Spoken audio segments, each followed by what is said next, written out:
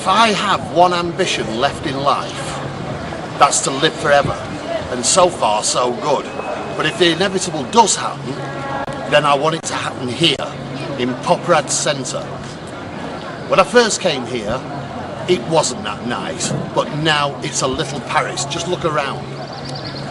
It's worth coming here just to savour the local beverages, which I'm sure you'll want to take home. We're just taking an impromptu tour of Poprad, and you might see a lot of cars, but you'll see a lot of restaurants too. You'll see a lot of old tenement buildings, and ahead of you now you can see the river. And we're not in what you would describe as a cultural centre, but one of the most entertaining parts of Poprad, where you've got I think is the only existing nightclub. There's a pizzeria, there's a couple of pizzerias.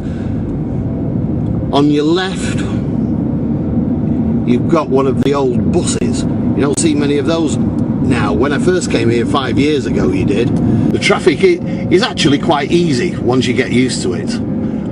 I've never driven here yet. Now we've negotiated the roundabout and we're coming off in the direction of the beautiful little village of Velka. There is always a welcome in Velka, another of the charming ancient suburbs of Poprad.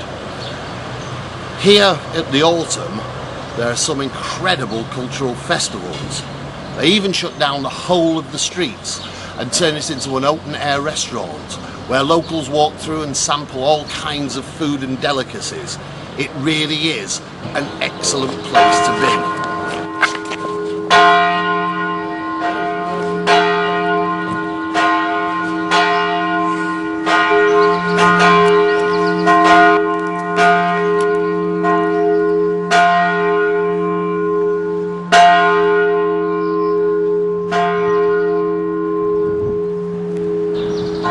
Well, here we are. We've arrived in Svitska Sobota, one of the most romantic and historic suburbs of Poprad.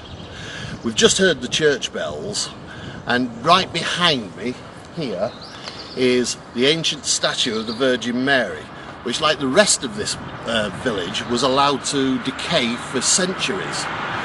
Finally, a few years ago, some well-minded people decided to start to rebuild it here, and one of the first things that they rebuilt with the help of Jan Zelensky, one of the philanthropists in this area, was this incredible statue. It took 3 years to do, but certainly it was worth it. Behind me is rock and roll Poprad style. This is the cutting edge of architecture here too. If you compare what we've already seen to this stunning building, it is quite startling. The building itself is used for everything from rock and roll to boy bands to five-a-side football, and like everywhere you go in this town you have this beautiful view of the mountains. It might be a strange land, but actually it could be home from home. If you just want to go shopping, there you have it. You've got a Lidl there. In the back you've got a Tesco. You've got all our stores from Britain. They've all moved here, and each one, once more, has this incredible background of the mountains. This is what you'd describe as almost a sleepy suburb in Poprad.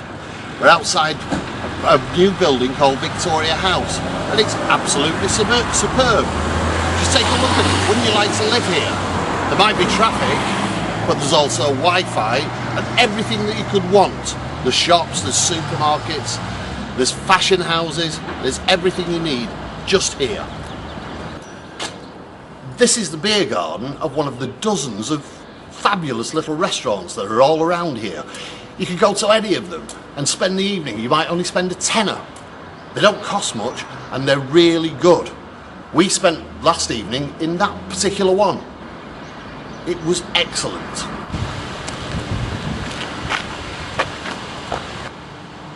Here we have the town's fishing lake. It's far more than a pond. It's also the centre of the town during the summer. People come here they have fairs here, they have all sorts of things. Chaps come down here to fish for evening meals. It's just behind Aqua City and next to the football ground. It's also overlooked by the ice rink. And amazingly, in the winter months, this lake is frozen and used by all the locals for ice skating.